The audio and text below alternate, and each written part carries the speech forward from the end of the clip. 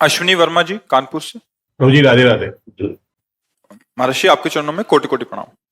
महर्षि मुख्यतः सार में प्रश्न है कि भगवान में विश्वास रखने के बाद भी हम किस अज्ञानतावश मानसिक संतोष को नहीं प्राप्त कर पा रहे हैं।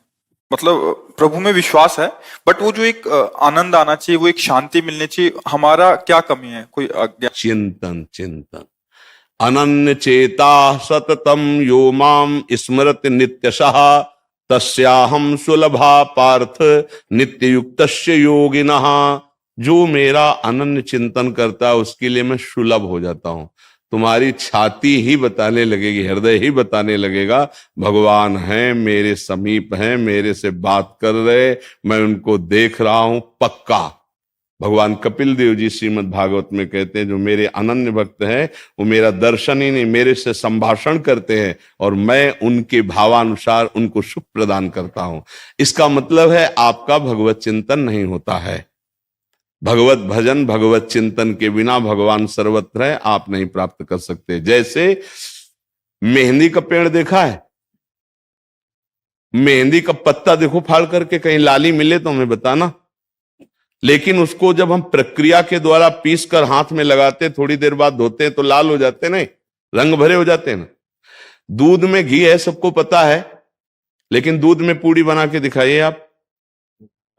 हाँ, उसकी प्रक्रिया है। उसके बाद जैसे दूध है, फिर दही है, फिर मंथन किया गया, मक्खन निकला, फिर घी निकला। ऐसे ही भगवत अनुभव के लिए साधनाएं हैं। अगर आप साधना नहीं करें, जैसे दूध में घी है, पूड़ी नहीं पका सकते, मेहंदी में रंग है, आप उसको नहीं देख सकते। कण कण में भगवान है, आप में भी हैं, आप ही हैं। दोनों बातें समझ लो, आप में भी हैं और आप ही हैं। पर बिना साधना के आप नहीं समझ सकते। उसके लिए साधनाएं बनी हैं। सांख्य योग की साधना, कर्म योग की साधना, अष्टांग योग की साधना, भक्ति योग की साधना, ये ज्ञान की साधना। अब किसी एक पक्ष को पकड़ लो और चलना शुरू कर दो, मंगल हो जाएगा। नाम जप करो, आहार शुद्ध रखो, संतों का संग करो, धीरे धीरे रंग चढ़ जाएगा, अपने आप समझ में आने लगेगा। ये संत सब ऐसे नहीं जीवित हैं कि केवल ज्ञान की बातें कर रहे हो। अगर परमानंद ना मिले तो ये अपनी स्थिति में नहीं टिक सकते हैं। तो लाखों भारत में संत हैं, ऐसा ना समझे कि लाखों संत हैं जो भगवत प्राप्त हैं। लाखों, एक दो नहीं, लाखों संत हैं जो सुलझे हुए व्यक्तित्व वाले और भगवत साक्षात्कार किए हुए हैं। पर आप हम वो न क्षमता रखते हैं उनके जानने की, न हमारे पास नेत्र हैं। ऐसे ही भगवान कण कण में विराजमान। साधन करो, बिना साधन के थोड़ी भगवान समझ में आ जाएंगे। साधन करो, असाधनों का त्याग करो, पवित्र आहार करो, देखो कुछ समय बाद तुम्हें अनुभूति होने लगेगी कि भगवान मेरी बात सुन रहे हैं, भगवान मेरे से बात कर रहे हैं, भगवान है, ऐसा अनुभव में आने लगेगा। ये भक्ति मार्ग का। और ज्ञान मार्ग में जब आप साधन करेंगे तो स्थूल शरीर, सूक्ष्म शरीर, कारण शरीर, तीनों शरीर आपको मिथ्या नजर आने लगेंगे, स्वाप्निक। अपने स्वरूप का बोध होने की तैयारी करो तो अभी अभी अनुभव में आ जाएगा कि भगवान आप में है और आप ही भगवान हैं। दोनों बात समझ में आ जाएगी, चाहे जिस मार्ग से चलो। अब मार्ग में नहीं चलोगे तो कैसे समझ में आएगा? ये कोई बातों से समझ में तो आने वाला है नहीं। अगर आता होता तो संत महात्मा जो भगवत मार्ग में चलते हैं, कष्ट सह करके, काम क्रोध लोभ मोह मद मत्सर इन सब की वेदनाओं को सहकर, फिर ऐसा कैसे हो सकता है नहीं? आप गृहस्थ में अपने धर्म का पालन करते हुए, नाम जप करते हुए, शास्त्रों का स्वाध्याय सत्संग सुनिए, धीरे धीरे आपकी संशय वृत्ति नष्ट हो जाएगी। जब मन निष्पाप होता है तो उसमें कोई संशय नहीं होता, और जब मन में पाप होता है तो संशय खड़ा करके हटाता रहता है। ये छल कपट, संशय, नाना प्रकार की कल्पनात्मक भय, चिंताएं, शोक, ये सब मलिन मन, पापात्मा मन का लक्षण होता है। और निशंक, निशोक, निश्चिंत, निर्भय, परम आनंद, ये सब पवित्र मन का लक्षण होता है। आत्मस्वरूप तो वैसा ही जैसा था वैसा ही है, वैसा ही रहेगा, उसमें कोई फर्क नहीं पड़ता। सुधार सारी साधना से मन का होता है। मन ही बंधन और मोक्ष का कारण है। विषय चिंतन करने वाला देहाभिमानी मन बंधन है, और भगवत चिंतन करने वाला भगवत अभिमानी ये मोक्ष का स्वरूप है।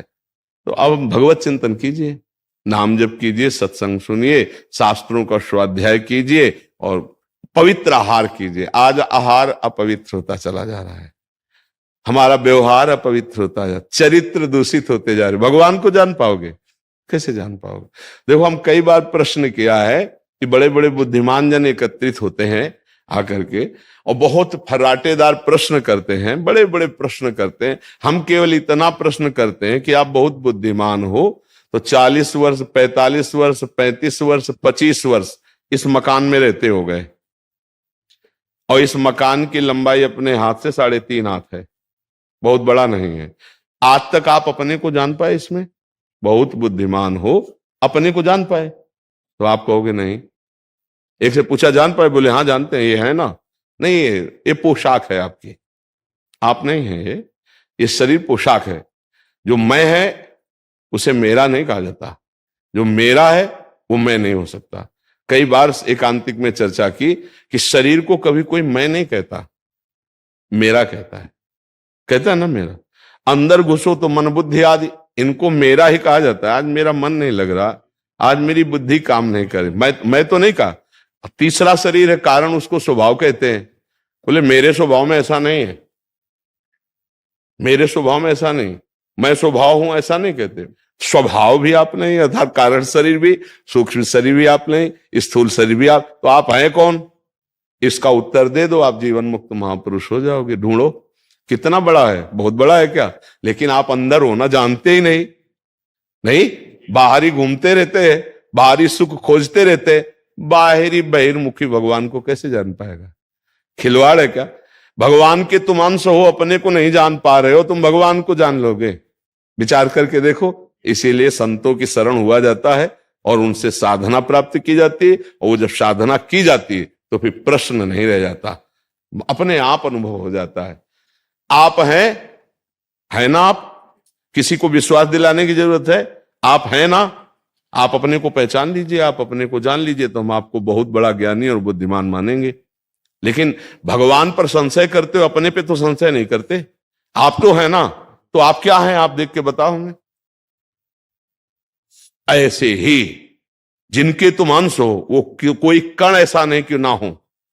वो अंश भी इसलिए कहा जाता है कि आप देह भाव से हैं, इसलिए जीव कहा जाता है। और अगर देह भाव हट जाए तो एक हम बहुत श्यामा, वही अपने आप से अपने आप में खेल रहा है, पर अगर वही आपको कहेंगे तो देहाभिमानी जीव समझ नहीं पाओगे। इसलिए भेद करके वर्णन कर रहे हैं। नाम जप करो, भगवत मार्ग में चलने की तैयारी करो, तब आप समझ पाओगे। अब संसार मार्ग में जा रहे हो और समझना चाहते हो भगवत मार्ग को, तो कैसे जान पाओगे?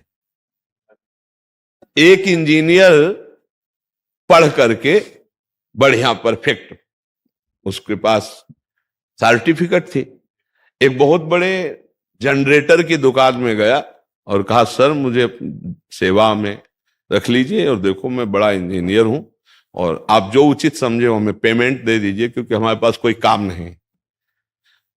तो उसने अपने एक इंजीनियर से कहा, इसको खोल दो पूरा जनरेटर, और कहा एक बार आप बांध के चला दीजिए, मैं आपको नौकरी में रख लूंगा। वो तो पढ़ा लिखा था, फौरन बांध करके वो चला। सैकड़ों बार चलाया, चला नहीं। तो उसने कहा, सर मैंने जितना पढ़ा था पूरा हमने वैसे किया, चला क्यों नहीं? तो कहा, तुम जो है किसी अच्छे जो प्रैक्टिस कराने वाले हैं उनके नीचे नहीं रहे तुम।